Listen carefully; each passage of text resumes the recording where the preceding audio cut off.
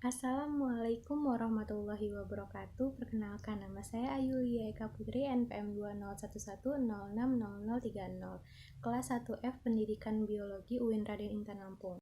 Di sini saya akan mempresentasikan manfaat psikologi pendidikan. Secara kodrat, manusia memiliki 4 fitrah atau potensi dalam setiap diri manusia. 4 potensi tersebut meliputi kognisi, afeksi, psikomotorik, dan spiritualitas. Keempat hal tersebut dapat kita manfaatkan sebagaimana mestinya sehingga kita dapat memperoleh hasil yang maksimal. Manfaat yang pertama, dapat memahami karakter dan sifat setiap peserta didik.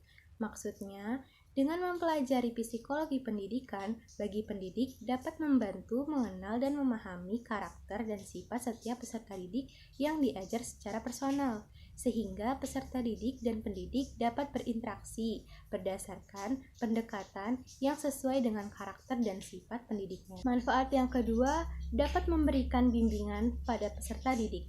Psikologi pendidikan dapat memberikan bimbingan pada peserta didik.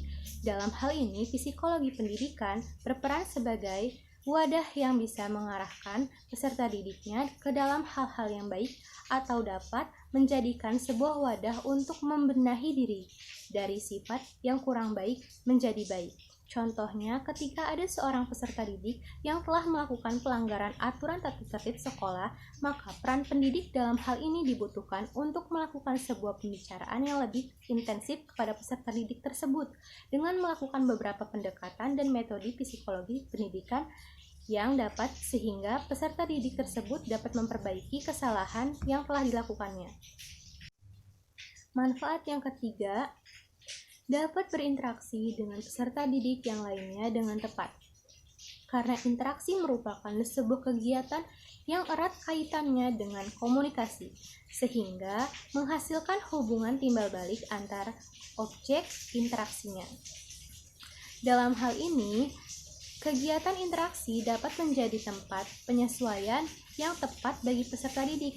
Ketika seorang pendidik dapat memberikan sebuah penjelasan dan pengertian yang baik kepada peserta didik mengenai sebuah arti interaksi, maka peserta didik diharapkan dapat menerapkannya dalam kegiatan komunikasi di kehidupan kesehariannya. Manfaat yang keempat, dapat memotivasi para peserta didik. Seorang pendidik tentulah harus memiliki sebuah kemampuan untuk mengajak peserta didik menjadi generasi yang lebih peduli terhadap keadaan sekitar.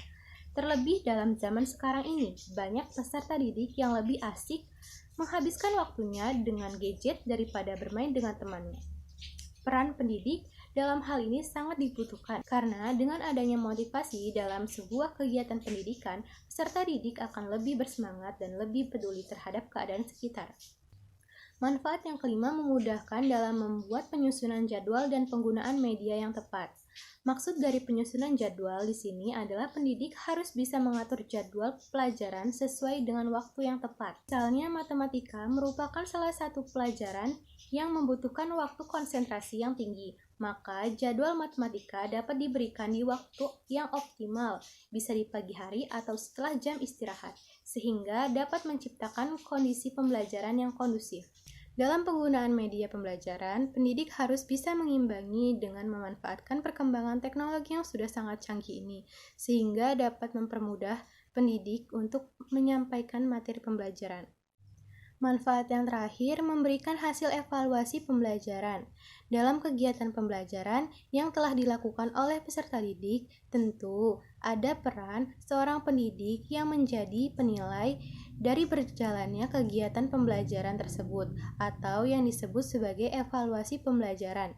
Dalam hal ini, seorang pendidik harus dapat menilai hasil dari setiap peserta didik, baik dalam hal pengetahuan maupun dalam kepribadiannya.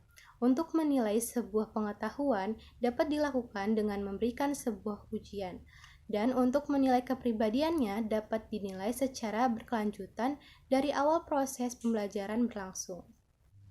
Setelah kita memahami berbagai manfaat yang telah diambil dari psikologi pendidikan, kita juga harus memahami metode apa saja yang bisa digunakan untuk menuju proses pembelajaran yang efektif bagi pendidik dan peserta didiknya. Terlebih lagi di era yang sangat canggih ini, Peran pendidik sangatlah penting untuk mengarahkan peserta didiknya ke arah yang positif dalam memanfaatkan teknologi yang sangat canggih ini, dan bisa mengimbanginya agar tidak terjerumus ke dalam hal-hal yang justru akan membuatnya ke arah yang negatif. Sehingga hal ini dapat menciptakan kondisi pembelajaran yang kondusif dan dapat mencapai tujuan pembelajaran yang baik. Sekian penjelasan dari saya. Wassalamualaikum warahmatullahi wabarakatuh.